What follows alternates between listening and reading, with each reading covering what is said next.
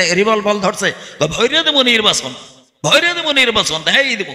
Revolver ধরছে, আমি কই ভাইজান আমি কিন্তু আপনার বিরোধী না, পীর সাহেব চরমনাই আমাকে পাঠাইছেন, সেই জন্য আপনার বিরোধী করতেছি না। আমি আপনাদের সামনে আলোচনা কিছু করব না, তবে আমার সংগ্রামী সভাপতি সাহেব ভান্ডারিয়া উপজেলা ইসলামী আন্দোলনের গত নির্বাচনের সময় সাতনারহাট বসে জবরদস্তিভাবে আমাকে প্রার্থী বানানো হয়। কোনো প্রার্থী না পাইয়া আমাকে জবরদস্তিভাবে, আমি বড় অনুনয় বিনয় করলাম, তারপরেও আমাকেই দেওয়া হয়। আলহামদুলিল্লাহ নির্বাচনে নেমে আমি আমার নিজের ব্যক্তিত্ব কিছু না, পীর সাহেব চরমনায়ের দোয়া, আল্লাহ পাকের রহমত, নবীজির সুন্নাত, বাদশা ভাই আমার সকল সময় কাছে ছিলেন, ধারে টানে সামনে পিছে আমরা লড়েছি। যখন হাই স্কুলের সামনে আসলাম, হাই স্কুলের ওখান থেকে ওই শিকদার বাড়ি হয়ে যখন রাস্তা উঠবো, চেয়ারম্যান সাহেব এদিক দিয়ে যাইতেছে মোটরসাইকেলে, রিভলভার ধরছে, ভৈরে দেবো নির্বাচন, ভৈরে দেবো নির্বাচন, দেখাই দেবো। রিভলভার ধরছে, আমি কই ভাইজান আমি কিন্তু আপনার বিরোধী না, পীর সাহেব চরমনাই আমাকে পাঠাইছেন, সেই জন্য আপনার বিরোধী করতেছি না।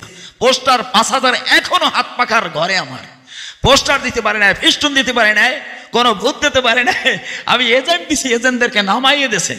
তারপরেও পীর সাহেব চরমনার ভালোবাসায় আমি কি হয়েছি ভোটে, বলেন তো কি হয়েছি? ভোট যদি হইতো কি হইতাম? ভোট কি হয়েছে না জালিয়াতি হয়েছে? আমি সেকেন্ড হয়েছি। আপনাদেরকে ওপেন করতেছি, আমি রিট করব, আমি হাইকোর্টে রিট করব। বর্তমানে ঘাওয়া ইউনিয়নে চেয়ারম্যান পদ শূন্য, আমি যেহেতু নির্বাচিত চেয়ারম্যান, সেই চেয়ারম্যানই আমি ইনশাল্লাহ আনার চেষ্টা করতেছি। মুআজ্জাজ মোহতারাম, সুতরাং আমার মাস্টার আলামিন স্যার তিনিও বলেছেন, দুর্দিনের সময় রিভলভারের সামনে ছিলাম।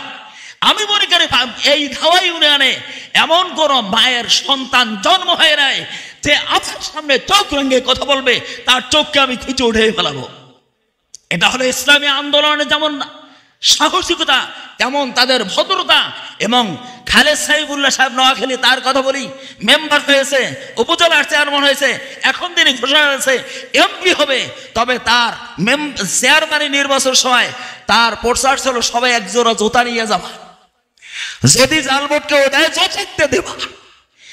তারপরে যখন উপজেলার নির্বাচন করেন তখন উনি 500 লাঠি সাইজ করে দিয়েছে, লাঠি সুন্নাত, একখান লাঠি পেয়ে যাবা কেন্দ্রে ভোটাররা, সে যেখানে দুর্নীতি করবা পিড়াবা।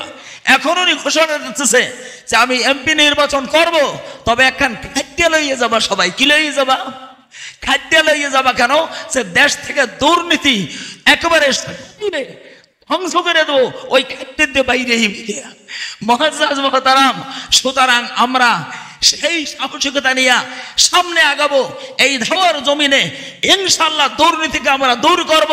এই ধোয়ায় কেউ দুর্নীতি করতে না পারে, এই ধোয়ায় কোনো রকমের কোনো জালিয়াতি করতে না পারে, এই ধোয়ায় টিয়ার কাবিখা পেট ভাতা বয়স্ক ভাতা খাইতে না পারে, সেই চেষ্টা করে আমরা ইনশাল্লাহ সামনে মাঠে ময়দানে কাজ করে ইনশাল্লাহ ন্যায্য অধিকার ফিরিয়ে দেবো বলে আমি আপনাদের কাছে আশা ব্যক্ত করে আমি আমার আলোচনা এখানে শেষ করছি। আল্লাহ হাফেজ।